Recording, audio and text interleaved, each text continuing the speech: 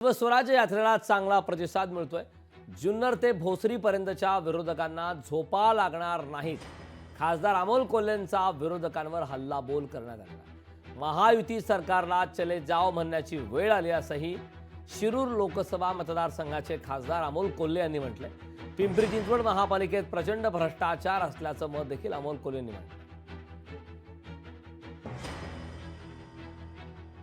आणि आज जुन्नर पासून आंबेगाव पासून खेड पासून ते भोसरी पर्यंत कितीतरी विरोधकांना झोपा लागणार नाही। त्यामध्ये तुम्ही वरची कडी केली, त्याबद्दल तुमचं मनापासून कौतुक करतो। तुमच्या सगळ्या टीमचं मनापासून कौतुक करतो।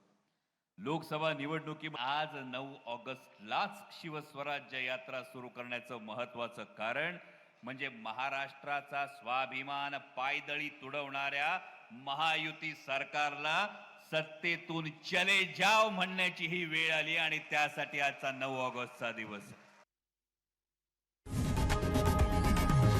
लोकशाही मराठी ऐका, पहा, जागरूक रहा।